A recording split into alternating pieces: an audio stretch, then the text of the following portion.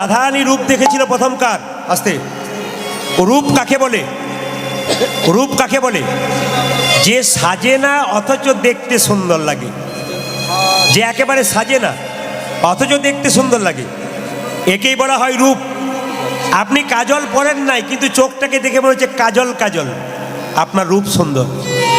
আপনি কানে দোল পরেন নাই কিন্তু মনে হচ্ছে যে দোল পরে আছেন, আপনার কান দুটো দেখে মনে হচ্ছে দোল পরা কান, অথচ আপনি সুন্দর। আপনি নাকে নথ পরেন নাই, নাকে কিচ্ছু পরেন নাই কিন্তু নাকটাতে মনে হচ্ছে কিছু একটা পরে আছেন, আপনি দেখতে সুন্দর। আপনি সিঁথিতে সিঁদুরটা কম নিয়েছেন কিন্তু টকবক করছে মনে হচ্ছে, দেখে মনে হচ্ছে অনেক সুন্দর লাগছে। এইটা হচ্ছে আপনার সুন্দরতার রূপ, এইটা হচ্ছে রূপ। রাধারানী প্রথম রূপ কার দেখেছিল? প্রথম দেখেছিল কৃষ্ণের রূপ দেখেছিল। রাধার যখন জন্ম হয়েছিল, মায়েরা সবাই জানবেন কিনা জানি না, রাধার যখন জন্ম হয়েছিল রাধা চোখে দেখতে পায় না। মায়েরা রাধা জন্ম থেকে শর্ত করেছিল যে আমি প্রথম যখন চোখে দেখব কাকে? কৃষ্ণকে। চোখ খুলে আমি কৃষ্ণকে দেখব। তাই যারা কীর্তন শুনতে এসছেন সামনে একটু চিৎকার করছেন, যারা এখানে দাঁড়িয়ে আছেন এই যে হরে কৃষ্ণ, তাদের কাছে নিবেদন রইল, যারা সামনে দাঁড়িয়ে আছে কমিটির ভাইদেরকে বলবো, সামনে যারা গল্প করছে দু একজন, তাদের জন্য বলার কথা আমার একটাই, যে আমি যে কথাগুলো বলবো 1টি মাস ব্যবহার করুন, আপনার জীবন সুন্দর হবে। আমি এখন যে কথাগুলো বলবো আপনারা 1টি মাস মাত্র ব্যবহার করুন, আপনার জীবন সুন্দর হবে। আমি একটা একটা করে বলে যাব, একটা একটা করে শুনবেন। আজকে রাত্রিতে বাড়ি যাবেন, যখন আপনি বালিশে মাথাটা দেবেন, আমি মাত্র 10-12টা কথা বলবো। এই 10-12টা কথা যদি আপনার জীবনে আপনি ব্যবহার করতে পারেন, 1 মাস ব্যবহার করতে পারেন, আপনার জীবন সুন্দর হবে। না কে বলেছি? 100% আপনার জীবন সুন্দর হবে। শুধু একটা একটা করে শুনে নিন, পয়েন্ট বাই পয়েন্ট জেনে নিন, আপনি জানতে পারবেন আপনার জীবন সুন্দর হচ্ছে কিনা। বহুজন কীর্তন শোনার পর আমাকে ফোন করে বলেছে, প্রদীপবাবু এই কথাগুলো আমরা মেনে চলেছি, এই কথাগুলো সুন্দর আমাদের জীবনটাকে তৈরি করে দিয়েছি।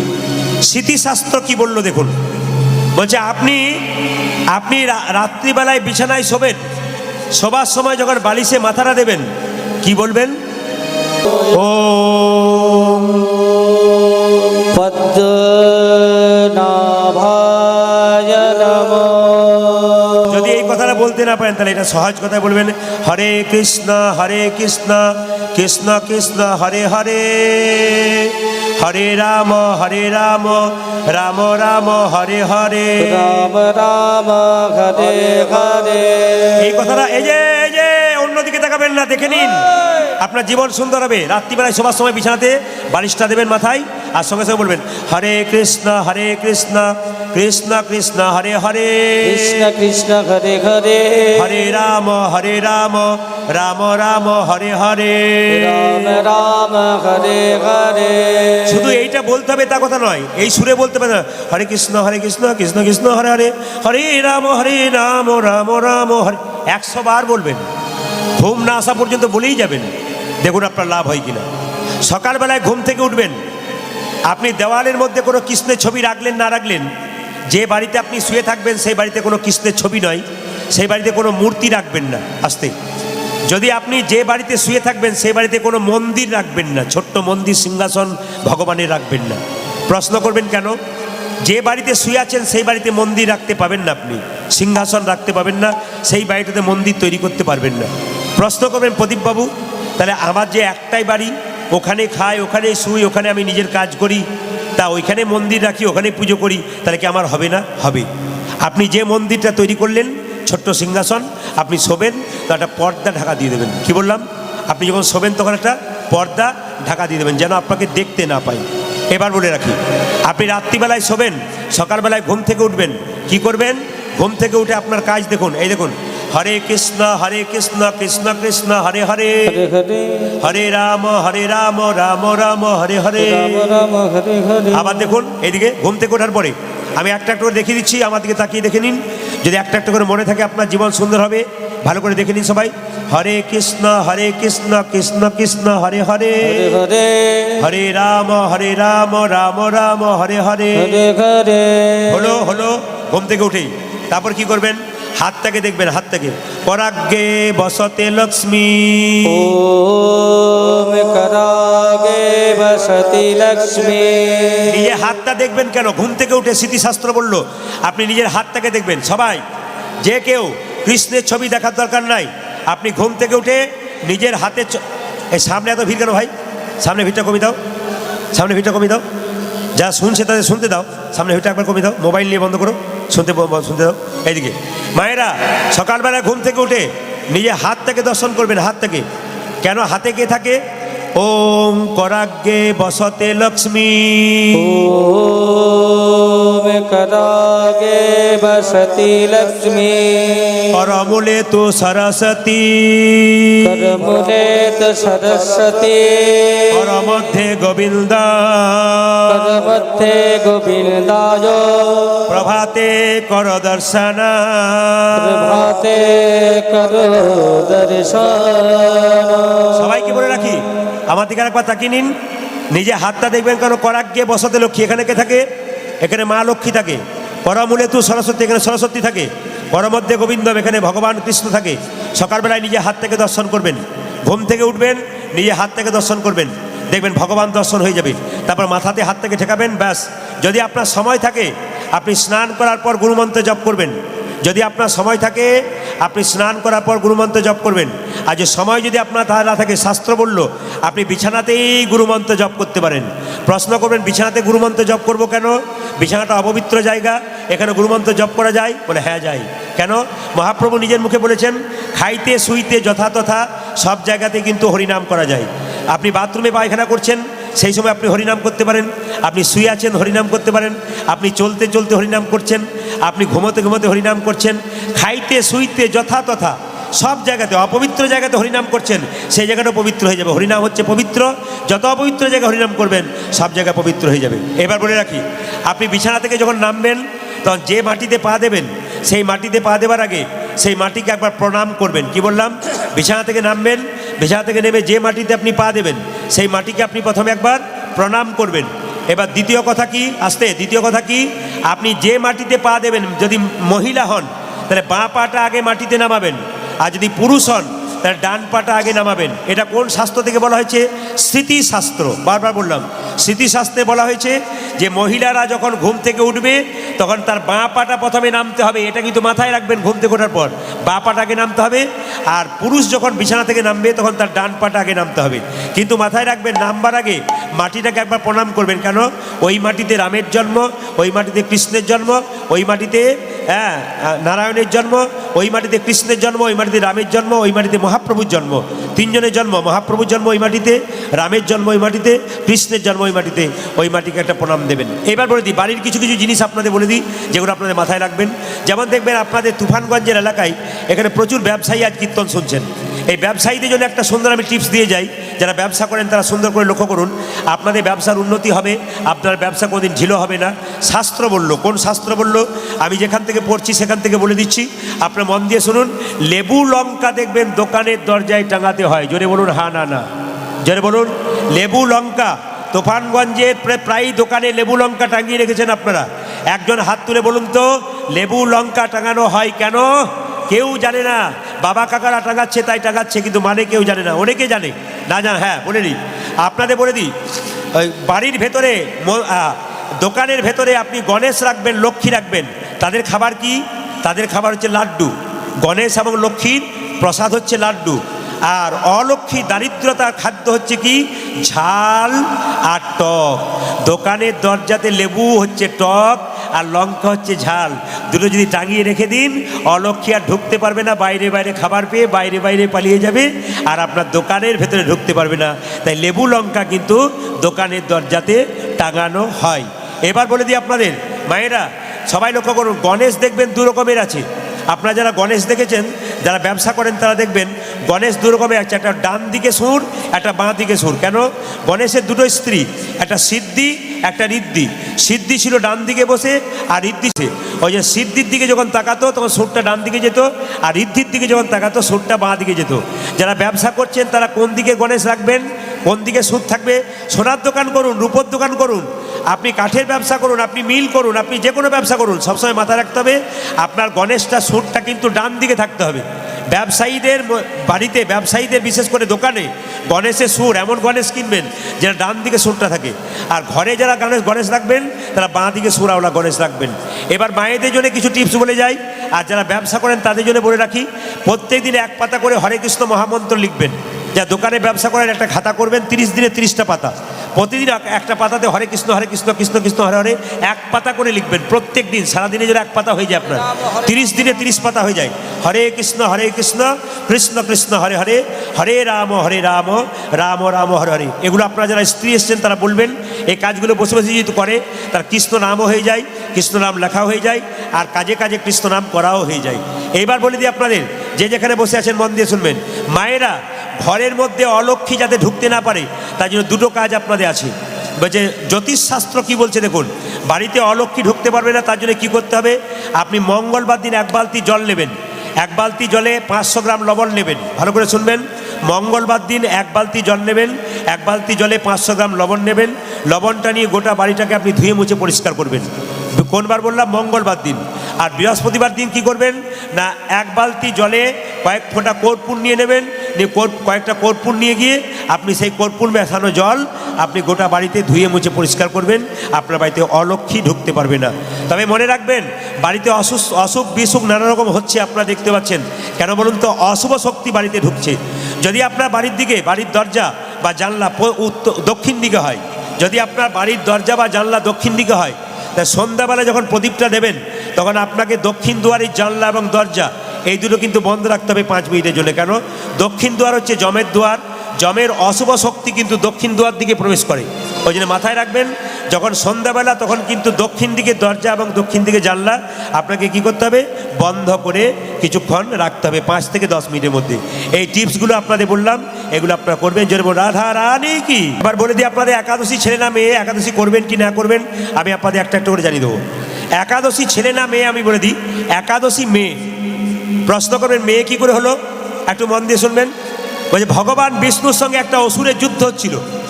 ভগবান বিষ্ণুর সঙ্গে একটা অসুরের যুদ্ধ হচ্ছিল। ভগবান বিষ্ণু চালাকি করে অসুরের সঙ্গে যুদ্ধে হেরে গিয়ে একটা গুহার মধ্যে প্রবেশ করলো। আর যখনই গুহার মধ্যে প্রবেশ করলো, হরে কৃষ্ণ, যখনই গুহার মধ্যে প্রবেশ করলো মায়েরা, তখন ভগবান বিষ্ণুকে মারবার জন্য যখন অসুর চলে যাচ্ছে, তখন ভগবান বিষ্ণু তার শরীর থেকে কি করলো, একটা সুন্দর জ্যোতিষ সৃষ্টি করলেন। আর সেই জ্যোতি থেকে কি শুরু হলো, সেই জ্যোতি থেকে একটা সুন্দরী রমণীর জন্ম হলো। সেই রমণী কি করলো, একবার সোজা গিয়ে ভগবান বিষ্ণুর কাছ থেকে গিয়ে সোজা অসুরের মস্তকটাকে ছেদন করে দিল। যখন অসুরের মস্তকটাকে ছেদন করে দিল মা, তখন ভগবান বিষ্ণু মেয়েটাকে বলল, বারে মেয়ে, তোর ভাগ্য ভালো, তোর কর্ম ভালো, আমি যাকে মারতে পারলাম না তুই সেই অসুরটাকে মেরে ফেললি। মেয়েটা কেঁদে কেঁদে বলল, প্রভু আমাকে কেন আপনি দোষারোপ করছেন, আমাকে কেন আপনি তারিফ করছেন? আপনার শরীর থেকে আমার জন্ম হয়েছে, আপনার শক্তিতে আমি শক্তিময়ী, আমাকে বলছেন কেন? আমি তো আপনার শক্তিতেই মেরেছি। সঙ্গে সঙ্গে বলছে, তবে তোমার নাম কি হবে? মেয়েটি বলছে, আমাকে পৃথিবীতে এমন একটা জায়গা দাও প্রভু, যেন যে জায়গাতে মানুষ গেলে তীর্থের সমস্ত ফল যেন লাভ হয়ে যায়। যে জায়গাতে মানুষ গেলে তীর্থের সমস্ত ফল যেন লাভ হয়ে যায়। জেনে রাখুন, আপনারা যারা একাদশী করেন তাদেরকে গয়া, কাশী, বৃন্দাবন ধাম যাবার দরকার হবে না। সমস্ত তীর্থের ফল আপনার বাড়িতে বসেই পাবেন। একাদশীর মাহাত্ম্য শুনে রাখুন। একাদশী যদি কেউ করতে পারে তবে তার বাড়িতে তাকে কোথাও যাবার দরকার হবে না, সে ঘরে বসেই তীর্থের ফল লাভ করতে পারবে। মেয়েটার নাম রাখলো একাদশী। একাদশীর দিনে 5টা জিনিস আপনারা খাবেন না। একাদশীর দিনে 5টা জিনিস আপনারা খাবেন না। কি কি? একটা একটা করে বলবো, শুনে নেবেন। চাল থেকে যা যা জিনিস তৈরি হয়, চাল থেকে যা যা জিনিস তৈরি হয় আপনি একাদশীর দিনে খেতে পাবেন না। জব থেকে যা যা জিনিস তৈরি হয় আপনি খেতে পাবেন না। গম থেকে যা যা জিনিস তৈরি হয় আপনি খেতে পাবেন না। সরিষা থেকে যা যা জিনিস তৈরি হয়, সরিষার তেল, সরিষা, কোনো জিনিসই আপনি খেতে পাবেন না।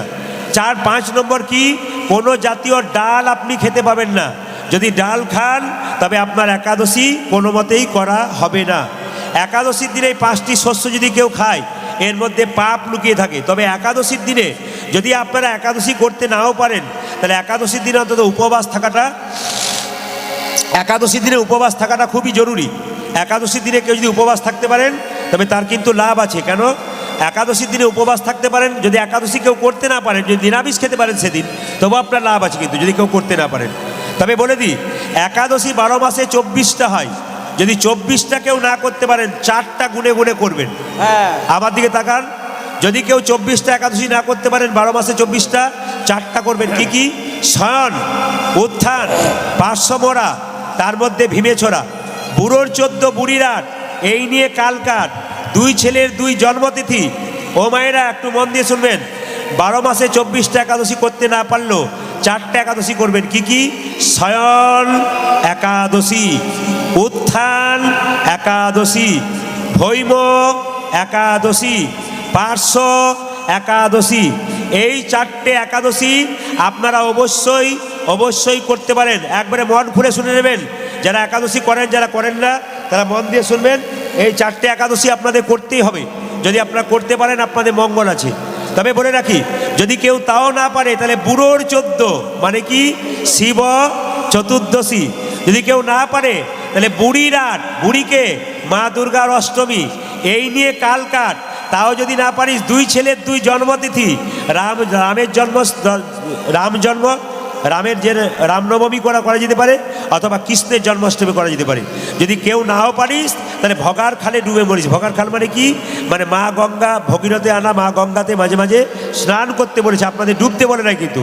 মা গঙ্গাতে মাঝে মাঝে আপনাদের স্নান করতে। হ্যাঁ, এখন আসার দরকার নেই, আসুন তাতে আসুন। হরে কৃষ্ণ, জয় তাই।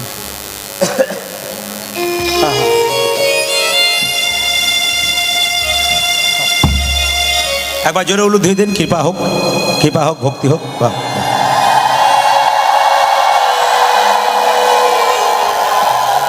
গঙ্গা জলে মাঝে মাঝে স্নান করতে হয়। আস্তে, একাদশীর কথা যখন বললাম তখন আপনাদের গঙ্গা স্নানের কথাটা একটু বলে যাই।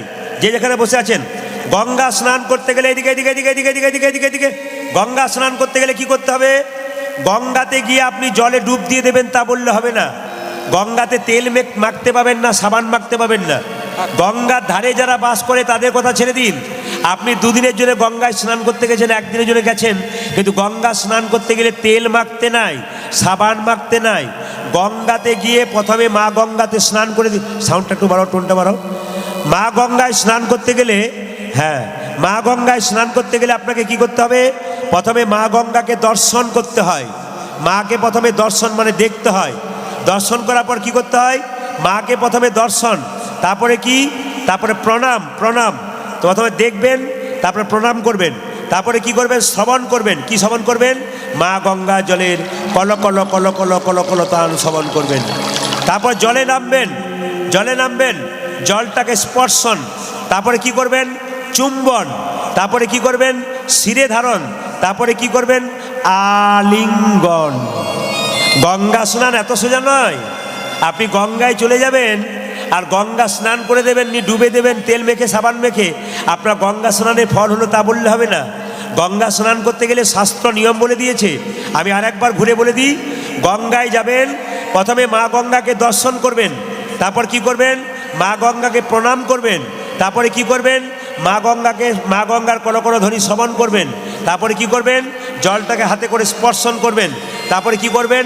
চুম্বন করবেন জলটাকে, তারপর কি করবেন? শিরে ধারণ, শিরে ধারণ, তারপর কি করবেন? আলিঙ্গন, তারপর কি করবেন? স্নান।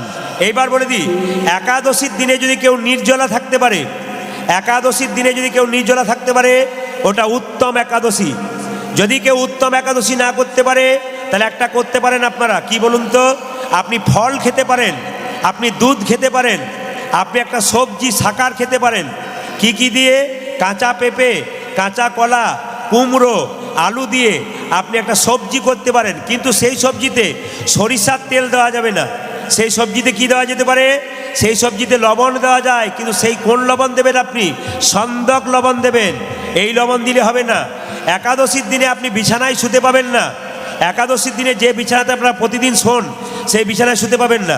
বাড়িতে একটা কম্বল পেতে সুন্দর বিছানা করে পবিত্র জায়গায় আপনাকে শুতে হবে। একাদশীর দিনে আপনি তুলসী পাতা তুলতে যাবেন, কিন্তু তুলসী বৃক্ষকে বলবেন, হে বৃক্ষ মাতা, তুমি যে বক্ষ বিদীর্ণ করে পাতা দিয়েছো, এই পাতা গোবিন্দ সেবায় লাগাবো, তুমি যেন নিজ গুণে ক্ষমা করে দিও। ফুলকে তুলতে গেলে, আচ্ছা বলুন তো, আমার হাতে একটা জলের বোতল আছে, আপনি কেড়ে নিয়ে চলে গেলেন, ওটা কি করা হলো? চুরি করা হলো। কিন্তু যদি বলেন দাদা খুব জল তৃষ্ণা পেয়েছে, একবার জলের বোতলটা দেবেন, যদি আমি নাও দিই আপনি টেনে নিয়ে নিলেন, তবু বুঝলাম যে না আমার জল তৃষ্ণা পেয়েছে, আপনি পেয়েছেন, আপনার ভালো হয়েছে। এই জন্য ফুল গাছ থেকে ফুল তুলতে গেলে আপনাকে ফুল গাছকে বলতে হবে।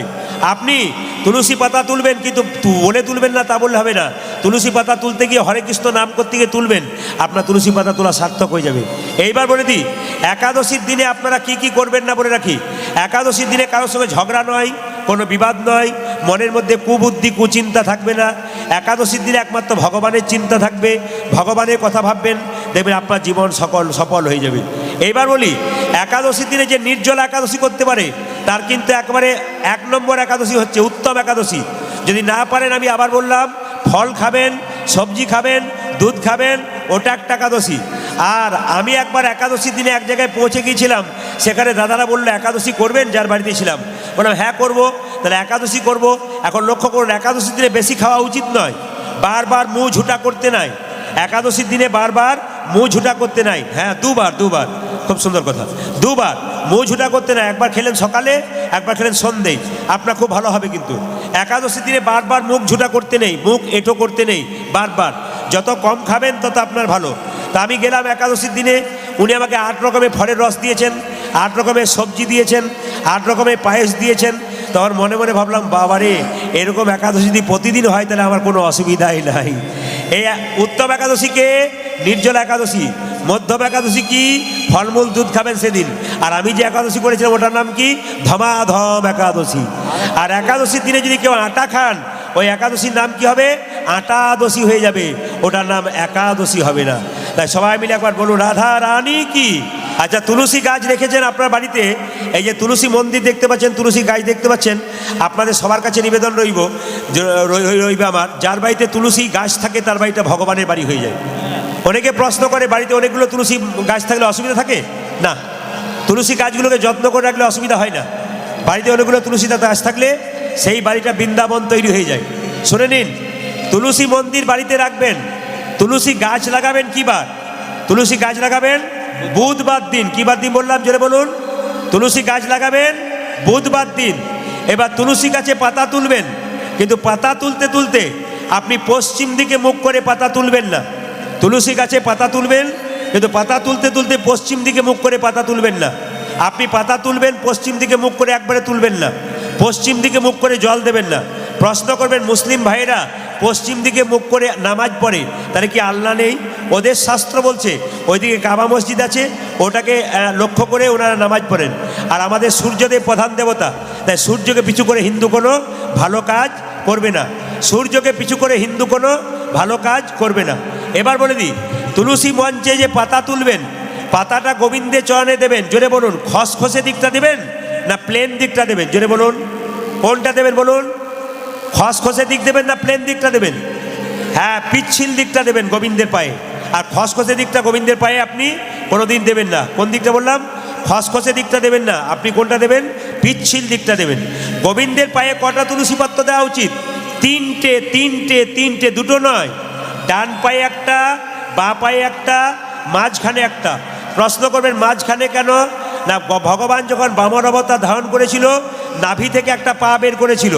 ওই নাভি থেকে পা বের করার জন্যে, ওই পাটাকে দেবার জন্যে ডান পায়ে একটা, বাঁ পায়ে একটা, আর মাঝখানটাতে একটা তুলসী পাতা রেখে দিতে হয়। এবার লক্ষ্য করুন, রাধা কৃষ্ণ যুগলে আছে, রাধার হাতে তুলসী পত্র দেবেন, কিন্তু কৃষ্ণের পায়ে দেবেন।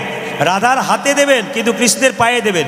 এবার বলে রাখি, নিত্যানন্দ মহাপ্রভু, অদ্বৈত শ্রীবাস গদাধর পঞ্চতত্ত্বের ছবি আপনারা দেখতে পাচ্ছেন। এদের 5 জনের মধ্যে কাকে দেবেন, কাকে দেবেন না? নিত্যানন্দকে দেবেন, তিনি বলরাম।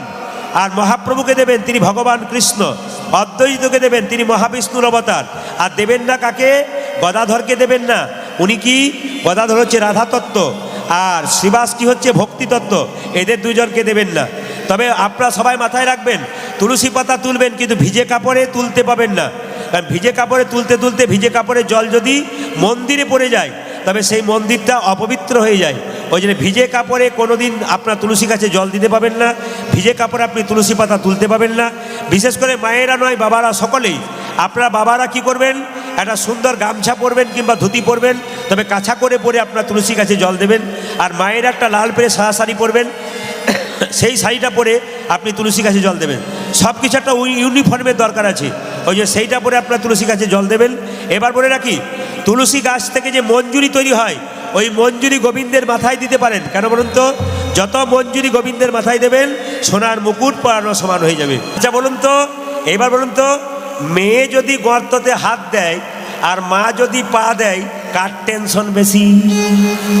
মা। আর মা না হয়ে যদি ওরা যা হয়, মা না হয়ে যা হয়, ও কি বলে? তোর যা হবে হোক না, তোর যা হবে হোক না। ও দেখবো দিয়ে থাকে। মায়েরা, মায়েদের ভগবান ভজনা কেমন? চিড়ে আউলি চিড়ে ভানার মতো বাচ্চাকে কোলে করে স্তনপান করায়। একদিকে বলে দিদি 5 টাকা চিড়ে নিয়ে গেছো, কালকের 5, আজকের 5, 10 টাকা। খরিদ্দার সঙ্গে কথা বলে বাচ্চাকে স্তনপান করায়। আর কি করে? তালে তালে হাতটা রাখে। আপনারা কি করবেন? ছেলেকে দেখবেন, মেয়েকে দেখবেন, স্বামীকে দেখবেন, আর মন রাখবেন কোথায়? গোবিন্দ জনে হাততালি দিয়ে। মালা জপে সালায় আরে করে জপে ভাই, মনে মনে জপে তারে বলিহারি যায়। হরিবল। মালা জপে সদা করে জপে ভাই, মনে মনে জপে ধরি মনে হরি জয়। ওই যে মালা জপে সদা আর করে জপে ভাই, মনে মনে জপে তারে বলি হারি যায়। মালা জপে সালায় আরে করে জপে ভাই, মনে মনে জপে তারে বলিহারি যায়। ও যে মালা জপে সালার করে জপে ভাই, মনে মনে জপে তারে বলি হারি যায়। তবে আপনাদের কিছু মনে করবেন না, আপনাদের তুফানগঞ্জে একটা ভালো জিনিস দেখলাম, বলবো না, বাদ দিয়ে দেবো, বলতে হবে। আচ্ছা, তুফানগঞ্জে একটা ভালো জিনিস দেখলাম কি? এইদিকে এদিকে এদিকে এদিকে এদিকে এদিকে তুফানগঞ্জে মায়েদের একটা ভালো জিনিস দেখলাম, সব মায়েদের মাথায় কাপড় আছে। দাদারা বলছে ঠান্ডা পড়েছে, বললেই নইলে দেখতেন কিরকম কাপড় আছে। এইদিকে এইদিকে আসলে মাথার কাপড়টার নাম কি বলুন তো? সভ্যতা। যে মেয়ের এটা আছে ওটা সভ্য মেয়ে, যে মেয়ের এটা আছে লজ্জা। আমার মায়ের মা বেঁচে ছিল 95 বছর বয়স, মাথার কাপড়টা এখানে ছিল। আমার মা বেঁচে আছেন 75 বছর বয়স, এই দিয়ে তাকান, মাথার কাপড় এখানে।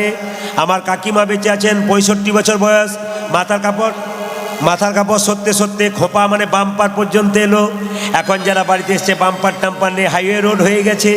আচ্ছা বলুন তো মায়েরা, আগে ভাসুর দেখলে মেয়েরা পর্দা নিত, এখন নেয় না কেন? যেদিন থেকে ভাসুর হলো বর্দা, সেদিন থেকে সরে গেল পর্দা। যেদিন থেকে ভাসুর হলো বর্দা, সেদিন থেকে সরে গেল পর্দা। আপনি তালি না দিলে আপনার বাচ্চা তালিটা দেবে ভবিষ্যতে, তবে হাতে দেবেন, আপনার পিঠে দেবে। হাতে দেবেন, আপনার পিঠে দেবে। কারণ আপনি তো বাচ্চাকে তৈরি করতে পারেন না, আপনি বাচ্চাকে অমানুষ তৈরি করেছেন। বাচ্চাকে মানুষ তৈরি করতে গেলে আপনাকে আগে মানুষ হতে হবে। আমি আপনাদের প্রমাণ দিয়ে দিই, তারপর আমি গানটা আবার করাবো। একটু প্রমাণ দিয়ে দিই। বাবা যদি বাবার মতো হয়, বাচ্চা শান্ত হয়। মা যদি মায়ের মতো হয়, তবে বাচ্চা ভালো হয়। বাবার চাইতে মায়ের দায়িত্ব বেশি আছে, তবু একটু বলে দিই। বাবা যদি বাবার মতো হয়, একটু প্রমাণ দেখুন। যারা ইস্কন মন্দিরে মায়াপুরে গেছেন, যারা ইস্কন মন্দিরে মায়াপুরে গেছেন, তার শিলপ্রভুপাদের মূর্তি দেখেছেন? শিলপ্রভুপাদ, এই শিলপ্রভুপাদের মূর্তি আপনারা সবাই দেখে থাকবেন। এই শিলপ্রভুপাদ যখন খুব ছোট্ট বাচ্চা ছিল, তার বাবা কলকাতার মানুষ ছিল। তো কলকাতায় চাকরি করতো, 10টার সময় অফিসে যেত, 9টা পর্যন্ত দরজায় বসে থাকতো।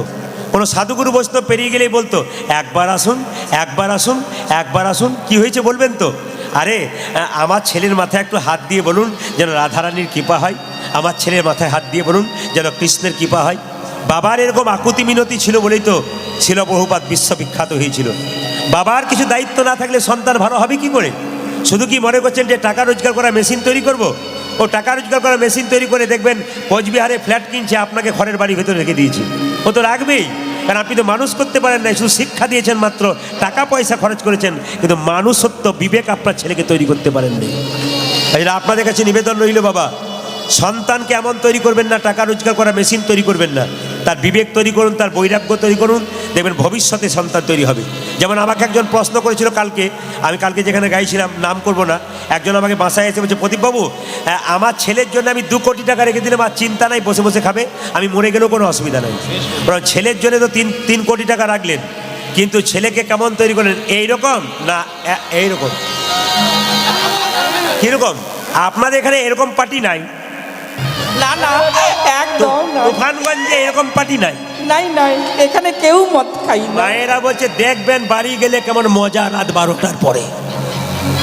দোকান বন্ধ করার পর খেল দেখবেন খালি এইরকম খেয়ে এসে বলবে দেখে বসতে পারবে না, দেখে বসতে পারবে না এরকম।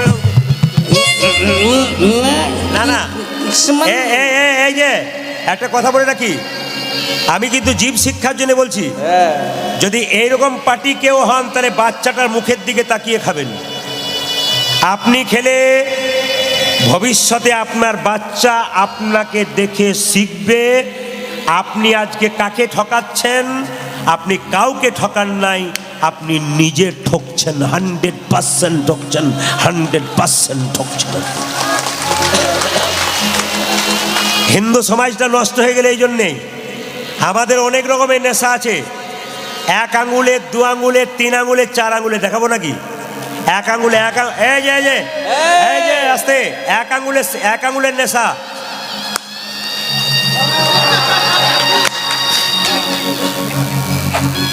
এইটা আপনাদের তুফানগঞ্জে নাই? না না না। আচ্ছা, আর 2 আঙুলের নেশা কেমন? কি সুকটান মারবে। আর 3 আঙুলের নেশা কিরকম? এই দেখুন, জয় ভোলে বাবা, ভোলে বাবা পার করেগা। আর 4 আঙুলের নেশা, এই দেখুন। তবে একটা কথা বলে রাখি, কিছু মনে করবেন না, নেশা তো আমি বন্ধ করতে পারবো না। যে খায় সে কিন্তু ভুলতে পারবে না, না সে কিন্তু খাবেই। আপনি 1000 কথা বলো, তবে একটা কথা বলে যাই, যারা নেশা করে তাদের কিন্তু 3টে লাভ আছে। অনেকে যারা করে না তারা বলছে বলুন বলুন কি লাভ আছে, তাহলে একবার দেখতে হচ্ছে। আমিও খাবো না, আমি একটু বলে দিই, নেশা যারা করে না তাদের ইচ্ছা জেগে গেল, কি লাভ আছে? যে নেশা করে তার 3টে উপকার। ডাক্তারবাবুর কাছে গেছে, ডাক্তারবাবু বলছে কি হয়েছে? সর্দি লেগেছে, ওষুধ খাও আর পয়সা দাও, অসুবিধা নাই, কিন্তু ঠান্ডা খাবার খাবে না, ঠান্ডা লাগাবে না, ওষুধ খাও। তো বলছে ওষুধও খাবো ঠান্ডাও লাগাবো না, তা কী করে হয়? ঠান্ডাও লাগাবো ওষুধও খাবো, তা তোমার রোগও ভালো হবে না। তো তখন বলছে শোনো, ওষুধ খেলে ঠান্ডা লাগালে তোমার কিন্তু 3টে উপকার, ওষুধও খাবে ঠান্ডা লাগাবে, তোমার কিন্তু 3টে লাভ হবে। বলে কীরকম? তোমাকে একজন গেছে মদ খেয়ে, সে বলছে যে আমি মদ ছাড়তে পারছি না, তো মদ ছাড়ার একটু ব্যবস্থা করে দিন। বলছে মদ খেলে 3টে উপকার হয়। বলে 3টে উপকার কি? বলছে তোমার বাড়িতে চোর ঢুকবে না, দ্বিতীয়ত তোমাকে কুকুরে কোনোদিন কামড়াবে না, আর 3 নম্বর কি? তুমি কোনোদিন বুড়ো হবে না, চিরকাল ছোকরা হয়ে থাকবে। অনেকে বলছে এত খাচ্ছি বুড়ো হয়ে যাচ্ছি, যদি খাই 1 ঢুক তাহলে আমাদের ওই বুড়ো হওয়ার চান্স থাকবে না। আমি একটু বুঝিয়ে দিই ভেঙে, তাহলে বুঝতে পারবেন। যারা যারা মনে মনে ভাবছে বুড়ো হবো না, তাহলে আরও খাবো, তাদের বুঝিয়ে দিই। 2-4 জন মোবাইলে রেকর্ডিং করছে, ভালো করে বলুন, কালকে বুঝে বুঝে দেখবো ঠিক হচ্ছে কি না, তারপর আমি দেখবো এক চান্স আর কি। না না, আপনারা মোবাইলে সব দেখতে পারেন, অসুবিধা কিছু নেই। আমি একটু বলে দিই, ডাক্তারবাবু বলছে যে মদ খায় তার 3টে উপকার। তার বাড়িতে চোর ঢুকবে না। কেন? যে মদ খাবে সে তো খেতে খেতে আর অন্য কিছু খাবার খাবে না, মদ খেতে খেতে দুর্বল হয়ে যাবে, vitamin B complex, C D কিছু কাজে লাগবে না, এমন কাশতে শুরু করবে, সন্ধ্যে থেকে কাশি শুরু হবে তো সকাল পর্যন্ত বন্ধ হবে না। চোর বাড়িতে ঢুকতে গিয়ে বলবে বেটা এখনো জেগে আছে রে, ঘুমোয় নাই, চোর ঢোকার দরকার, চোর ভয়ে পালিয়ে যাবে। দ্বিতীয় বলছে কুকুরে কামড়াবে না। কেন? আস্তে আস্তে, কুকুরে কামড়াবে না কেন? যে মদ খায় যখন বেশি হয়ে যায় তখন কি করে বলুন তো? তখন দেখবেন নর্দমার পাশে শুয়ে থাকে, আর কুকুরটাও নর্দমার পাশে শুয়ে থাকে। ও ভাবে আমার প্রতিবেশী বটে, কামড়ানোর দরকার নাই। যারা খায় তারা বলছে ডোজটা আমাদেরকে ভালোই দিচ্ছে রে ভাই। না না, আপনাদের এখানে খায় না, অন্য জায়গার জন্য বললাম আর কি, কারণ রেকর্ডিং হচ্ছে তো সবাই শুনবে, ওই জন্য অন্য জায়গার জন্য বললাম। আর বুড়ো হবে, আর কুকুরে কামড়াবে না কেন? যখন তুমি দুর্বল হয়ে যাবে, চলতে পারবে না, খেতে খেতে একসময় লাংস, কিডনি, লিভার তো যাবেই, 100% কোনো ভুল নাই। তুমি মদকে খাচ্ছ না, মদ তোমাকে খাচ্ছে, এটা পরিষ্কার জেনে রাখো। মায়েরা মনে মনে ভাবছে বলুন বলুন, অনেক করে পারি না, আপনি বলুন, যদি কিছু করতে পারেন তো হবে আর কি, বলুন আপনি। না না, আমি বলে দিই, আমি আপনাদের বলে দিই, কোনো অসুবিধা না, আপনাদের হয়ে না বললে হয়।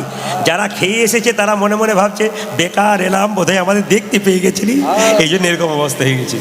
কুকুরে কামড়াবে না কারণ দুর্বল হয়ে যাবে, লাঠি নিয়ে চলবে, তখন দেখবেন লাঠি নিয়ে চলতে চলতে কুকুর যদি সামনে লাঠি দেখে ও ভয়ে পালিয়ে যাবে, ওর কামড়াবেই না। আর বুড়ো হবে না কেন? বুড়ো হবার চান্স পাবে না, তার আগে নিতাই গৌর হরিবোল হয়ে যায়। হরি বল, হরি বল। সবাই মিলে হাত তুলুন, যারা খেয়েছেন তারাও তুলবেন, যারা খাননি তারা তুলুন। তবে একটা কথা বলবো, আপনারা কমিয়ে যান, আস্তে আস্তে কমিয়ে যান, দেখবেন আপনাদের বাচ্চাগুলো মানুষ হবে, কৃষ্ণ ভক্ত হবে। সবার জন্য আমি প্রতিজ্ঞা করি, আপনারা যারা কীর্তন শুনতে এসছেন সবার বাড়িতে কৃষ্ণ ভক্ত সন্তান হোক। গুরু মন্ত্র নেবেন, গুরু মন্ত্র দীক্ষা নেবেন। দীক্ষা নেওয়ার মানে এই নয় যে কানে মন্ত্র দিয়ে দিলে আপনি বাড়ি চলে গেলেন ব্যাস, এটা কিন্তু দীক্ষা নেওয়ার মানে নয়। দীক্ষা মানে হচ্ছে দিয়ে খা, বাহ, ভগবানকে দিয়ে যে খাই তার নাম হয় দীক্ষা। হরি। আপনি দীক্ষা নেবার পর ভগবানকে যদি না দেন তবে আপনার দীক্ষা নেওয়া কোনো সার্থক হয় না। যারা যারা দীক্ষা নিয়েছেন তাদের কর্তব্য কি? আপনি বেলা 3টেয় স্নান করুন, আর বেলা 2টোয় স্নান করুন, আর বেলা 5টাতে স্নান করুন। একটি তুলসী পাতা আর গোবিন্দ, একটা তুলসী পাতা কয়েকটি বাতাসা গোবিন্দের চরণে দিয়ে তারপরে খাবেন, এর নাম হচ্ছে দীক্ষা। ভগবানকে না দিয়ে খেলে চুরি করে খাওয়া হয়, কারণ আপনি যা খাচ্ছেন সব তো তারই খাচ্ছেন। এখন অনেকে প্রশ্ন করে ভগবানের নাম করে কি লাভ আছে দাদা, রাত জেগে কীর্তন শুনে কি লাভ আছে, ভগবানের নাম করব কেন, যুক্তি একটু দেখান। আমি তাদের জন্য বলি, ভগবানের নাম কেন করবেন একটু মন দিয়ে শুনবেন। একটি বাচ্চা জন্ম নেয়, জন্ম নেবার পরে বাচ্চা কি খাবে একথা কে ভেবেছে? একটা এই যে ওইখানে ওইখানে ওইখানে ওইখানে একবারে চুপচাপ করে দেবো সব। এইদিকে কেন আপনি কীর্তন শুনবেন একটু মন দিয়ে শুনবেন, কেন কীর্তন শুনবেন? বলছে একটা বাচ্চা জন্ম নেবার পর কি খাবে একথা কে ভেবেছে? আপনি কি ভেবেছেন? বাচ্চা জন্ম নেবার পর আপনি হরলিক্স, ল্যাক্টোজেন, ন্যাস্ট্রোজেন বাড়িতে এনে রেখেছেন? না, ভগবান ভেবেছে। মায়ের স্তনদুগ্ধে এমন মধুভাণ্ড দিয়েছে যা পৃথিবীর আর কোথাও পাওয়া যায় না। মায়ের দুধটা খুব গরম নয় যাতে বাচ্চার জিভ পুড়ে যাবে, মায়ের দুধটা খুব টক নয় যাতে বাচ্চার অম্বল হয়ে যাবে, মায়ের দুধটা খুব মিষ্টি নয় যাতে বাচ্চার সুগার হয়ে যাবে, মায়ের দুধটা খুব ঠান্ডা নয় যাতে বাচ্চার সর্দি হয়ে যাবে। তাহলে মায়ের দুধটা খুব গরম নয় যাতে বাচ্চার জিভ পুড়ে যাবে। নদীর মধ্যে দিল জল আর গাছের মধ্যে দিলেন ফল। তিনি আমাদের জন্য এত কিছু করলেন, আমরা তার জন্য কি করলাম? তাহলে ভগবান আমাদের জন্য এত কিছু করলেন, যদি ভগবানের জন্য আমরা কিছু করতে না পারি তবে আমাদের অকৃতজ্ঞ বলা হয়। ভগবান আমাদের জন্য এত কিছু করলেন, আমরা যদি ভগবানের জন্য কিচ্ছু করতে না পারি তবে আমাদের অকৃতজ্ঞ বলা হয়। একটু মন দিয়ে শুনবেন, যে যেখানে বসে আছেন। গুরু মন্ত্র যারা নিয়েছেন তারা ভালো করেছেন, যারা নেন নাই তারা নিয়ে নেবেন। তবে গুরু হচ্ছে দু প্রকার, একটা কাঁচা গুরু, একটা পাকা গুরু। প্রশ্ন করবেন প্রদীপবাবু, কাঁচা গুরু কাকে বলে আর পাকা গুরু কাকে বলে? কাঁচা গুরু সে মন্ত্র দেবার আগে চুক্তি করে যে তুই আমার কাছে মন্ত্র নিবি, 500 টাকা, 1 বস্তা চাল, 2টো সোনার জিনিস দিবি তবে তোকে মন্ত্র দেবো। টাকা পয়সা চাল ডাল নিয়ে ওই যে আউট হয়ে গেল, আপনার বাড়ির দিকে ঘুরলো না, ইনি হচ্ছেন কাঁচা গুরু। আর পাকা গুরুকে মন্ত্র দেবার আগে চুক্তি করে না যে ঠাকুর আমি মন্ত্র নেব, নে, দক্ষিণা কি লাগবে? কিচ্ছু না। কেন? আমি তোর বাবা, তুই আমার ছেলে, তোর তো সব কিছু আমার, আবার দিবি কি? ইনি হচ্ছেন পাকা গুরু। খুব মন দিয়ে কথাগুলো শুনে যাবেন, আপনাদের জীবনে কিন্তু কাজে লেগে যাবে। যাকে তাকে গুরু করা দরকার নয়। আপনি ছেলেকে টিউশন মাস্টার দিচ্ছেন, যাকে তাকে তো দেবেন না, আপনি মাস্টার ভালো দেখে দেবেন। কাঁচা মাস্টার দিলেন, আপনি ডাক্তার দেখাবেন, ভালো ডাক্তার দেখাবেন না কাঁচা ডাক্তার দেখাবেন? গুরু চেঞ্জ করা যায়? গুরু কি চেঞ্জ করা যায়? যায় যায় যায় যায়, গুরু চেঞ্জ করা যায়। আপনার শরীর খারাপ হয়েছে, ডাক্তার দেখাচ্ছেন, 10 বার দেখালেন ওষুধে ভালোই হচ্ছে না, আপনি ডাক্তার পরিবর্তন করবেন না? সেরকম আপনি গুরু করেছেন, আপনার জীবনে কোনো উন্নতি নাই, গুরু খালি আসছে আর চাইছে আর চলে যাচ্ছে নিয়ে, তাহলে এ গুরুর কোনো দাম নাই, এ গুরুকে ত্যাগ করা দরকার। আপনি নতুন গুরু করতে পারেন, যদি গুরু সদ্গুরু হয় তবে ত্যাগ করা উচিত নয়, কিন্তু সদ্গুরু যদি না হয় তাহলে অবশ্যই সেই গুরুকে ত্যাগ করা দরকার। তবে গুরু যেন এরকম না হয়, ও মায়েরা, আমি একটা জায়গায় দেখেছিলাম গুরু যেন এরকম না হয়, গুরু এসে তোকে মন্ত্র দিয়েছি ঠিক কথা, তোর হাতে জল গ্রহণ করবো না আমি। শিষ্যকে মন্ত্র দেওয়ার পরে শিষ্যের সঙ্গে গুরুর কি সম্পর্ক হয় জেনে বলুন? ছেলে আর বাবা, মেয়ে আর বাবা। যদি কোনো মহিলা গুরু মন্ত্র নেয় গুরুদেবের কাছে, তার সঙ্গে সম্পর্ক কি? মেয়ে আর বাবা। আর কোনো ছেলে যদি মন্ত্র নেয় তার সঙ্গে সম্পর্ক কি হবে? একবার ছেলে আর বাবা। শুনে নিন, সেদিন থেকে আপনার গোত্র চেঞ্জ হয়ে যাবে যখন থেকে গুরু মন্ত্র নিলেন। গোত্র কি হয়ে যাবে? অচ্যুত গোত্র। তখন মধুঋষি কাশ্যপ এইসব থাকবে না, অচ্যুত গোত্র হয়ে যাবে। যেদিন থেকে আপনি গুরুমন্ত্র নিলেন আপনার নাম চেঞ্জ হয়ে গেল। এই জগতে যা নাম আছে আপনার নাম পুরুষ হলে আপনার নাম হবে কৃষ্ণদাস, আর স্ত্রী হলে আপনার নাম হবে কৃষ্ণদাসী। এটা কিন্তু গুরুমন্ত্র নেওয়ার পর আপনার নাম চেঞ্জ হয়ে গেল। কিন্তু এবার লক্ষ্য করুন, গুরুদেব এসে জিজ্ঞেস করছে, এই তুই আমার কাছে গুরুমন্ত্র নিয়েছিস, তোর হাতে আমি জল খাবো না। তখন জিজ্ঞেস করছে মেয়েটা, আচ্ছা গুরুদেব আপনি আমাকে মন্ত্র দিয়েছেন, তাহলে আমি আপনার কে? আমার মেয়ে। তা আপনার মেয়ের হাতে আপনি খান না বাড়িতে? বলি খাই। তাহলে আমার হাতে খেতে কি অসুবিধা আছে? বলছে তোদের এখন আচার বিচার হয় নাই। এরকম গুরু যদি হয় তাহলে সে গুরুকে ত্যাগ করতে হয়। শেষে শিষ্য কত চালাক দেখুন, সে কি বলছে দেখুন। আচ্ছা গুরুদেব জল আমার হাতে খাবে না, যদি মিনারেলস ওয়াটার 1 বোতল এনে দিই, যদি 1 বোতল মিনারেলস ওয়াটার এনে দিই অসুবিধা আছে? তখন গুরুদেব বলছে কোনো অসুবিধা নেই, মিনারেলস ওয়াটার দিয়ে। তখন শিষ্য বলছে, আচ্ছা গুরুদেব মিনারেলস ওয়াটারটা যে লোকটা ভরেছে সে লোকটা কোন জাতের লোক আপনি কি করে বুঝলেন? বলুন কি করে বুঝলেন? যুক্তির কথাগুলো চিন্তা করবেন। মিনারেলস ওয়াটারটা যে দিয়েছে সে কোন জাতের লোক কি করে বুঝবে? সে যে নখ কাটে নাই, ময়লা অবস্থাতে ভরে দিয়েছে কি করে বুঝলে? সে যে পায়খানা কাপড়ে জল ভরে নাই কি করে বুঝলে? তখন বলছে আমার জল খাবার দরকার নাই, জল আমি খাবো না, তুই আমাকে অন্ন রান্নার ব্যবস্থা করে দে, গ্যাস সিলিন্ডার এনে দে। যেই না বলেছে গ্যাস সিলিন্ডার এনে দে, শিষ্য তখন আরো চালাক, সে কি বলছে দেখুন, গ্যাস সিলিন্ডার এনে দেবো, কিন্তু গ্যাস সিলিন্ডারটাতে পরশু তারিখে যে মাছ মাংস রান্না হয় না আপনি কি করে জানলেন? তাহলে ওতে হবে না। বলে তাহলে এক কাজ কর, বলে কি আমাকে মুড়ি কিনে এনে দে, আমি মুড়ি খাবো, ভাতও খাবো না জলও খাবো না। বলে তাহলে এক কাজ করো গুরুদেব, মুড়িটা কিনে আনবো কোথা থেকে? মুড়ি তো মিল থেকে তৈরি হয়। তাই এখানে তো অনেকের মিল আছে, কিছু মনে করবেন না। আর যারা মুড়ি মিলে তৈরি হয় আপনারা সবাই দেখেছেন, যত না হাতে নাড়াচাড়া করে তার চাইতে পায়ে বেশি নাড়াচাড়া করে না। তাহলে কি করে সম্ভব হয়? তাই নিবেদন আপনাদের সামনে, গুরু যদি এইরকম হয় সেই গুরুকে ত্যাগ করা অবশ্যই দরকার। তবে মায়েরা গুরুমন্ত্র নেবেন, আপনাদের কাছে একটা কথা রইল, গুরুমন্ত্র নিলে শুধুমাত্র নিলে হবে না, আপনাকে ভজন করতে হবে। চুপ করে বসে থাকলে হবে না। মাস্টারমশাই পড়াশুনো দেবে স্কুলের জন্য বাচ্চাকে, সে যদি পড়াশুনো ভালো করে রেজাল্ট ভালো হবে। আর যদি পড়াশুনো ভালো না করে রেজাল্ট ভালো হবে না, সে ফেল করবে। এই জন্য গুরুদেব মন্ত্র দেবে, আপনি মন্ত্র ঠিক ভজনা করবেন তো আপনার লাভ আছে, আর মন্ত্র ঠিক ভজনা করবে না তো আপনার জীবনে কোনো লাভ হবে না।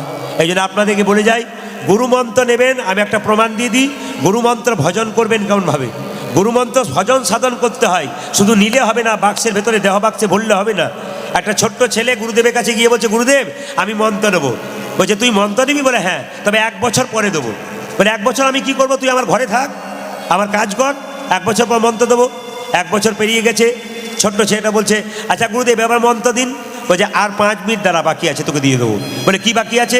এই দেখে একটা কাঠের বাক্স দিলাম, এই কাঠের বাক্সটা নিয়ে এখান থেকে 5 মিনিট আমার তোর গুরু ভাইয়ের ঘরে এই বাক্সটা দিয়েই চলে আসবি। তা বাক্সের ভেতরে কি আছে খুলবি না, কিন্তু আমি যা দিয়েছি তুই দিয়েই চলে আসবি।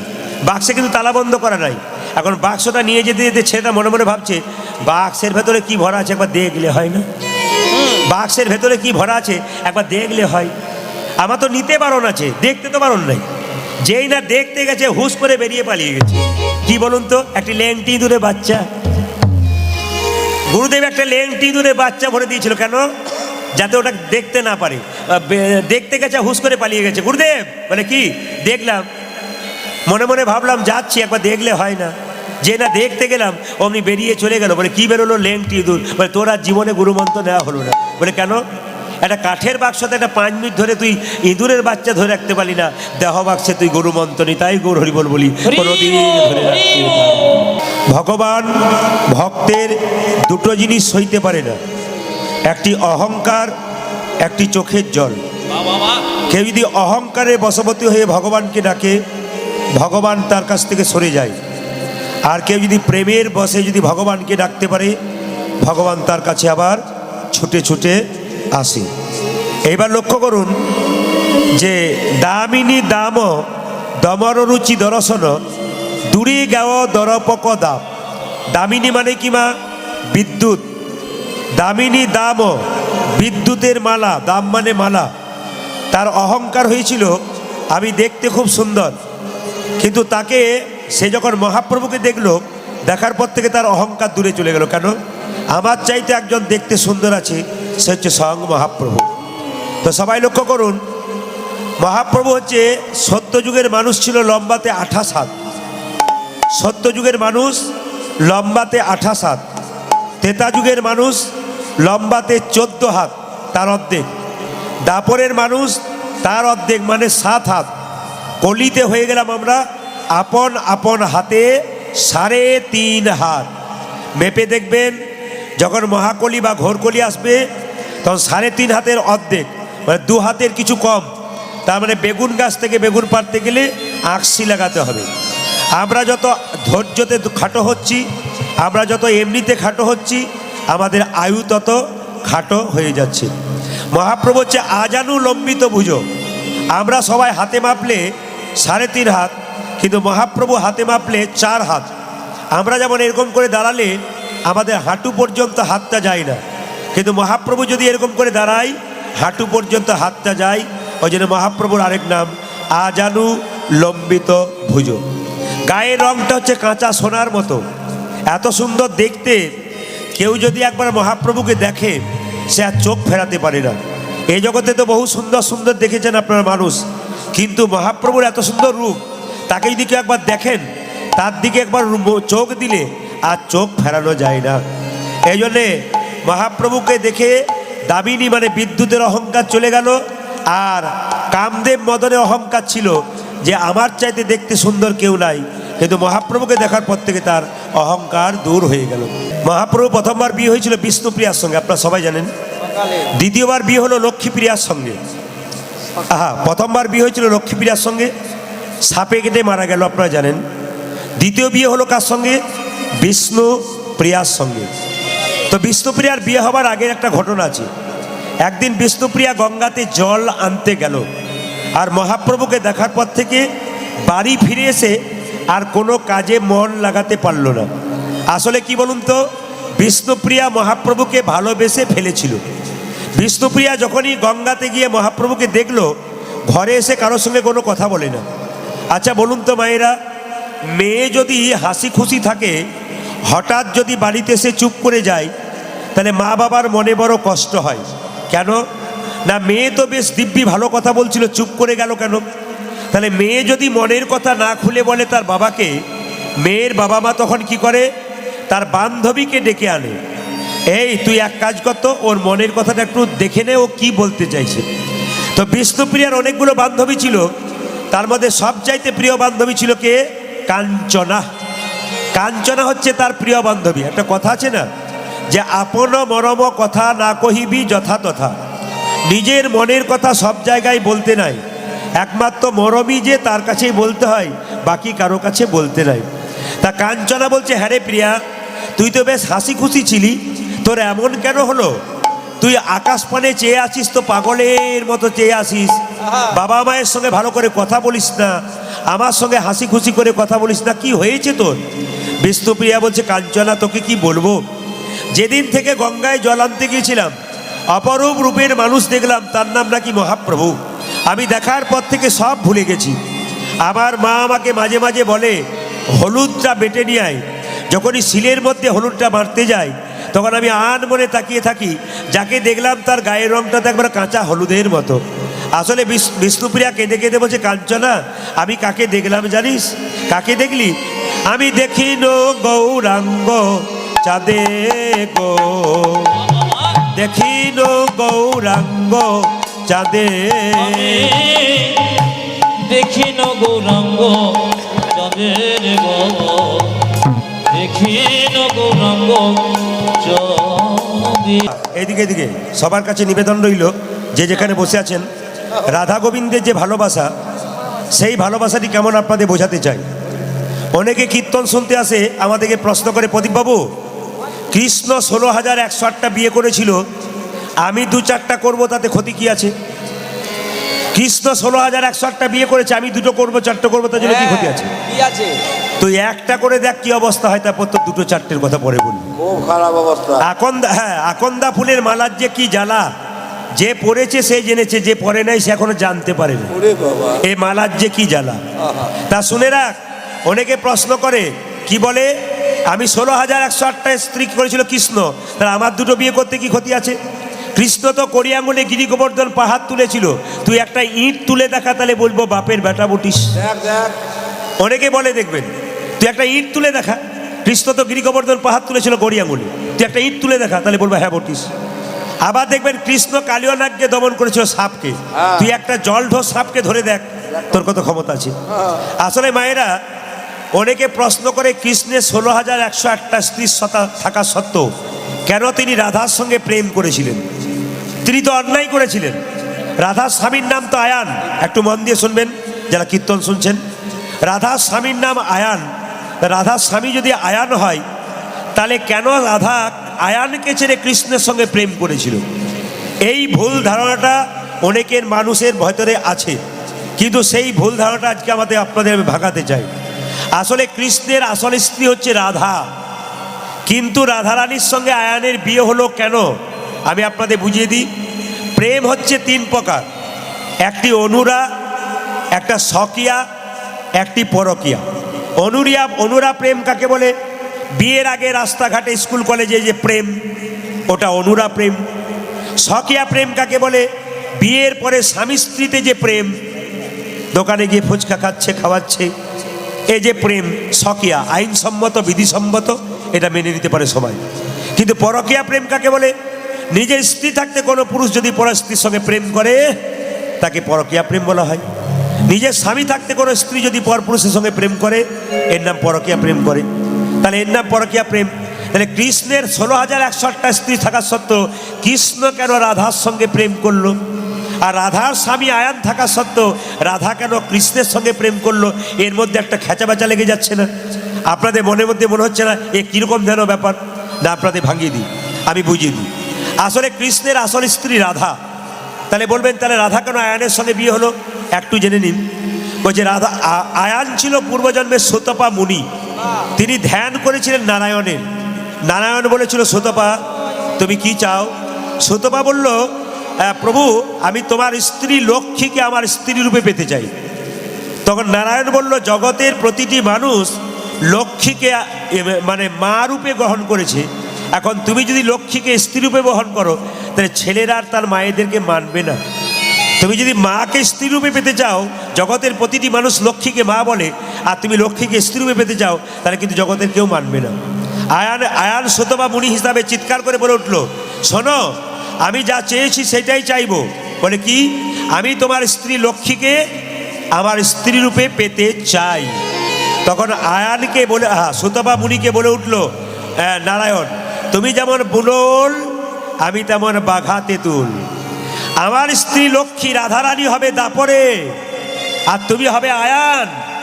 তোমার ঘরে আমার রাধা যাবে, কিন্তু তুমি হবে নপুংসক। আমি রাধার সঙ্গে প্রেম করব। সবাই জানে রাধা পরস্ত্রী, কিন্তু রাধা হচ্ছে আমার স্ত্রী, কারণ লক্ষ্মী রাধা হয়ে গেল। এই জন্য মায়েরা, ভুল ধারণাগুলো কেউ মাথায় রাখবেন না। হিন্দু সনাতন ধর্মের কিছু মানুষ আছে যারা ভুল ধারণাগুলোকে দেখবেন নিজের মনের মধ্যে ঢুকিয়ে রাখে। আজকে আপনাদের ভুল ধারণাগুলো ভাঙিয়ে দিলাম। প্রাণ খুলে বলো, প্রাণ খুলে বলো। আচ্ছা মায়েরা, কীর্তন শুনতে এসছেন, বাড়ি ফিরে যাবেন, গ্যারান্টি আছে? হ্যাঁ কি না বলুন? না। আমি নাটা জোরে শুন। 2-4 জন বলছে ঘর যাবো না, কি এমনি এসেছি? হ্যাঁ, আচ্ছা বলুন, রাধা রানী কি? জয়েন্ট ক্লাব কি? জয়েন্ট ক্লাব কি? ক্লাবটার নাম আমার জানা ছিল না, ভাই আমাকে মনে পড়ে দিয়েছে। রাধা রানী কি? আচ্ছা একটু জোরে বলবেন। ঘর থেকে কীর্তন শুনতে এসছেন, বাড়ি ফিরে যাবেন, গ্যারান্টি আছে কি? এখন বলছেন না, এদিকে ঘরে বলে এসছেন যে এটি খাবো বাড়িতে এসে, এদিকে বলছেন না। হ্যাঁ, আচ্ছা ঠিক আছে। আসলে কিছু মনে করবেন না, আমরা মুখে বলি এক আর কাজে করি, জোরে বলুন। হ্যাঁ, একটা প্রমাণ দিয়ে দিই, এইদিকে একটা প্রমাণ দিয়ে দিই। একটা বুড়িমা, আসতে, একটা বুড়িমা কাঠ কুড়োতে গেছে বনে, কাঠ। তো কাঠের বোঝা এত বড় হয়েছে, কাছে কেউ নাই যে তুলে দেয়। কাউকে যখন দেখতে পেলো না, বিরাট বড় বোঝা তুলতে পারছে না, তো বলছে, হে গোবিন্দ, 60 বছর বয়স হলো, এখনো কাঠের বোঝা তুলতে হবে, এবার গোবিন্দ তুলে দাও, আমায় তুলে দাও, আমায় তুলে দাও, আমায় তুলে দাও। ভগবান বলছে, ঠিক আছে, তুই যখন মরবি বলছিস, তুলে দাও তুলে নাও তুলে নাও করছিস, তা তোকে তুলেই নেবো। বলছে না, আমাকে তুলে নেওয়ার জন্য বলি নাই, কাঠের বোঝাটাকে তোলার জন্য বলছেন। এই জন্য আমরা বলি এক আর করি এক। মরিতে চাহি না আমি সুন্দর ভবনে, সবাই জানেন। এইদিকে কীর্তন শুনতে এসছেন, বাড়ি ফিরে যাবেন গ্যারান্টি নাই। রাত্রিবেলায় শোবেন, সকালবেলায় চোখ খুলবেন, গ্যারান্টি নাই। এইদিকে রাত্রিবেলায় শোবেন, সকালবেলায় চোখ খুলবেন, গ্যারান্টি নাই। ট্রেন আসবার সময় সিগন্যাল দেয়, আমরা জানতে পারি ট্রেন আসে, কিন্তু মৃত্যু আসবার সময় কোনো সিগন্যাল দেয় না, যে কোনো সময় যে কোনো মুহূর্তে আসতে পারে। মায়েরা, একটা সোনার কলসি যত টাকায় দাম হোক না কেন, তাকে কিন্তু একজনের কাছে মাথা নিচু করতে হয়। কার কাছে বলুন তো, দেখি তো কার কাছে বলুন। সোনার কলসি যতই দামি হোক, একজনের কাছে মাথা নিচু করতে হয়। কার কাছে? একটা গ্লাসের কাছে। যতই দামি তুমি হও না কেন, মৃত্যুর কাছে তোমাকে মাথা নিচু নিতে হয়। গৌর হরি বল বলে একদিন করতেই হবে। কি বাবা, কিসের ঝগড়া? দেখো তো, দেখো তো, রামকৃষ্ণ কিসের ঝগড়া? কি হয়েছে? কি হয়েছে? কি হয়েছে? ওখানে দুটো চিৎকার মেয়েতে কিসের? ঝগড়া কেন? কিসের ঝগড়া? হ্যাঁ? কিসের ঝামেলাটা? না না, ওইখানে ঝগড়া লাগে নাই, নবদ্বীপে ঝগড়া লেগেছে। কে কে ঝগড়া লেগেছে? বিষ্ণুপ্রিয়া আর কাঞ্চনা। কাঞ্চনা বলছে, বিষ্ণুপ্রিয়া রে, প্রিয়ারে তোর নিমায়ের সঙ্গে তুই বলছিস কারো তুলনা হয় না, তুলনা হয় না, কিন্তু তোর নিমায়ের সঙ্গে আমি 5টা জিনিসের তুলনা দেব। তুলনা দেব। কি কি 5টা জিনিস বল, গুনবেন আপনারা। আমি অঙ্কটা একটু কাঁচা, আপনারা গুনবেন। 5টা জিনিস তুলনা কি কি দেব? তোর নিমায়ের সঙ্গে তুলনা করব কি? তা তোর নিমায়ের সঙ্গে তুলনা করব কার? তোর নিমায়ের সঙ্গে তুলনা করব আকাশের বিদ্যুতের। হ্যাঁ, বিষ্ণুপ্রিয়া বলছে কি করে বল? কাঞ্চনা বলছে, আকাশের বিদ্যুৎ চমক দিলে পৃথিবীর অন্ধকার দূর হয়, দূর হয়। আর গৌর বিদ্যুৎ চমক দিলে ভক্তের হৃদয় অন্ধকার দূর হয়ে যায়। দূর হয়ে যায়। ও হলো না? বিষ্ণুপ্রিয়া, না না, কোনো দেবার দরকার নেই। বিষ্ণুপ্রিয়া বলছে হলো না। বলে কেন? আকাশের বিদ্যুৎ চমক দিলে পৃথিবীর অন্ধকার দূর হয়, আচ্ছা আচ্ছা, কিন্তু মাঝে মাঝে বিদ্যুৎ চমক দিলে মানুষের মৃত্যু পর্যন্ত হয়। মৃত্যু পর্যন্ত হয়। কিন্তু গৌরী বিদ্যুৎ যদি চমক দেয়, বিদ্যুতি যদি চমকি দেয়, তবে কখনো কখনো মরা মানুষের প্রাণ ফিরে পায়। মরা মানুষের প্রাণ ফিরে পায়। শিবাসের একমাত্র পুত্র যখন মারা গিয়েছিল, মহাপ্রভু কোলে করে নিয়ে হরিনাম করেছিল, আচ্ছা, নামের দ্বারা মরা প্রাণ ফিরে পেয়েছিল। প্রাণ ফিরে পেয়েছিল।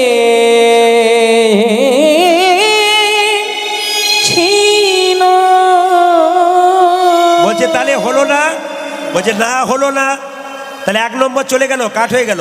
2 নম্বর, তোর গৌরের সঙ্গে আমি ফুলের তুলনা করবো। এই দেখ, এই দেখ, এই দেখ, এই দেখ, তোর গৌরের সঙ্গে ফুলের তুলনা করব। বলে কেন? তোর গৌর হচ্ছে ফুল, ফুল যেমন দেখতে সুন্দর, তোর গৌর সেরকম দেখতে সুন্দর, ফুলের সঙ্গে তুলনা করলাম। বিষ্ণুপ্রিয়া বলছে হলো না। বলে কেন? ফুলের মধ্যে কাঁটা থাকে, পোকা থাকে, কিন্তু আবার গৌর ফুলের মধ্যে কোনো কাঁটা পোকা থাকে না। কাটা পোকা থাকি না।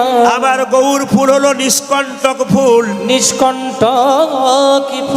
যারা এখানে পুজো পাঠ করেন বা পুজো পাঠ করান, যারা এখানে পুজো করেন বা পুজো করান, তারা শুনে রাখুন, পুজো করার সময় যখন ব্রাহ্মণ মন্ত্র পড়ে, তখন পুষ্প শুদ্ধিকরণ মন্ত্র বলতে হয় পুষ্পকে শুদ্ধ করার জন্যে। কিন্তু গৌরকে কোনো পুষ্প শুদ্ধিকরণ মন্ত্র লাগে না, শুধু গৌর গৌর বললেই কিন্তু কাজ হয়ে যায়। বলছে হলো না? বলছে না। তবে তোর গৌরের সঙ্গে আকাশে সূর্যের তুলনা করব। বলে কি করে? কাঞ্চনা বলছে শোন, আকাশে সূর্য চমক দিলে উঠলে পৃথিবীর অন্ধকার দূর হয়, আর তোর গৌর সূর্য যদি কোনো হৃদয় মাঝে যায়, তবে তার হৃদয় অন্ধকার দূর হয়। বলে তাও হলো না। বলে কেন হলো না? আকাশে সূর্য উঠলে সূর্যের তাপে মানুষ মাঝে মাঝে ঝলসে যায়, ঝলসে যায়। কিন্তু গৌর সূর্য যদি কারো হৃদয়ের মাঝে একবার উদয় হয়, উদয় হয়, তার হৃদয় শীতল হয়ে যায়। হৃদয়ে শীতল হয়। তাহলে হলো না? বলছে না, হলো না। বলে তাহলে এক কাজ কর, তোর গৌরের সঙ্গে তুলনা করব কার জানিস? তোর গৌরের সঙ্গে চাঁদের তুলনা করব। আকাশের চাঁদ উঠলে পৃথিবীর অন্ধকার দূর হয়, আর গৌর চাঁদ উঠলে ভক্তের হৃদয় অন্ধকার দূর হয়। চাঁদের আলো শীতল, তোর গৌরের আলো শীতল। বলছে না, হলো না।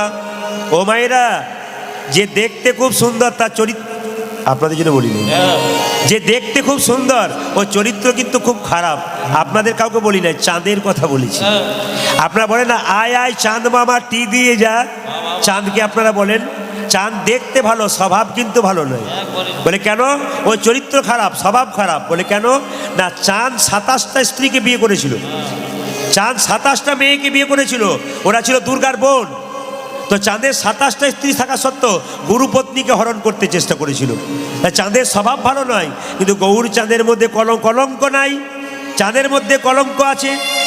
আকাশের চাঁদ শুধুমাত্র রাত্রিবেলায় উদয় হয়, রাত্রিবেলায় উদয় হয়, কিন্তু গৌর চাঁদ রাত্রিবেলায় নয়, দিনের বেলায় রাত্রিবেলায় দুবারই উদয় হয়ে যায়। সে যে সমান সমান উদয় হয়। হলো না? বলছে না, হলো না। তবে শেষটা বলি, 4টা হয়ে গেছে, 5 নম্বরটা বলি। তোর গৌরের সঙ্গে সোনার তুলনা করা যেতে পারে। বলছে কি করে? না, গৌর সোনা আর কাঁচা সোনা একই রকম রং। বলছে না, হলো না। এই জগতে কোনো মেয়ে যদি রাস্তা দিয়ে সোনা পরে ঘুরে বেড়ায়, তবে তার চোর ডাকাতের ভয় থাকে। কিন্তু গৌর সোনাকে কেউ যদি ধারণ করতে পারে, অঙ্গে তার ধারণ চোর করিতে পারে, তার চোর ডাকাতের জীবনে আর কোনো ভয় থাকে না। নিতাই গৌর। ভয় থাকে না। তাই বিষ্ণুপ্রিয়া বলছে, আমি কি করব জানিস কি? আমি গৌর রতন করে যতন রাখবো হিয়ার মাঝে, গৌর বরণ করব ভূষণ, যেখানে জ্বালাগে। আসল ভগবান শ্রীকৃষ্ণের রূপ দেখেছে, রাধারানী কেঁদে কেঁদে বলছে, আমি কি দেখলাম? ওগো কি রূপ দেখিন কালিন্দী কুলে, কি রূপ দেখেন কালিন্দির কুলে, কি রূপ দেখিন কালিন্দী কুলে, ওই আমি কি রূপ দেখিন কালিন্দির কুলে, অতি অপরূপ কদম্ব মূলি, জ্যোতি অপরূপ কদম্ব মূলে, অতি অপরূপ কদম্ব মূলি, অতি অপরূপ কদম্ব মূলে, এমন রূপার দেখি না, এমন রূপ দেখি না, এমন রূপার দেখি নাই, এমন রূপ দেখি না, কদম্বের মূলি এমন রূপার দেখি না,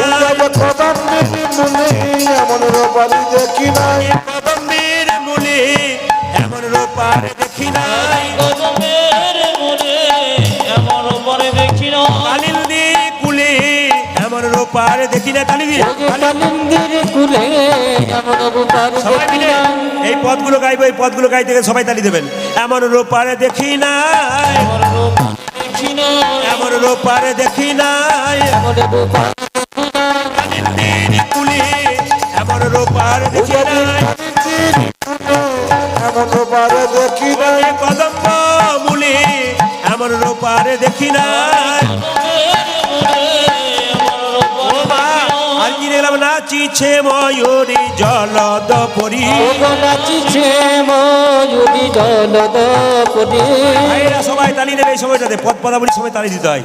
এইদিকে ওগো নাচিছে ময়ূরী জলদ পরি, নাচিছে ময়ূরী জলদ পরি, নাচিছে ময়ূরী জলদ পরি, যে নাচিছি ময়ূরী জলদ পুরী, অলিকুল সব মেঘেরে ঘেরি, যদি কুল সব মেঘে ঘেরি, অলিকুল সব মেঘেরে ঘেরি, কুল সব মেঘের ঘেরি, যেন ময়ূর নাচিছে, যেন ময়ূর নাচিছে, যেন ময়ূরী তোকে দেখে যেন এই মনে হয় যেন ময়ূর নাচিছে, যেন মনে হয় যেন ময়ূরী নাচিছে, দেখে যেন এই মনে হয় যেন ময়ূর নাচিছে, যেন মনে হয় যেন ময়ূর নাচিছে, আর অপরূপে কহিতে নারী,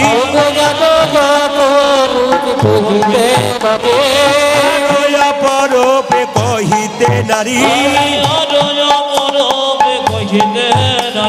যথা মেঘে তথা না হয় বাড়ি ওগো যথা মেঘি তথা না হয় বাড়ি তথা মেঘি তথা না হয় বাড়ি যথা মেঘি তথা না হয় বাড়ি পরিশান হয় রে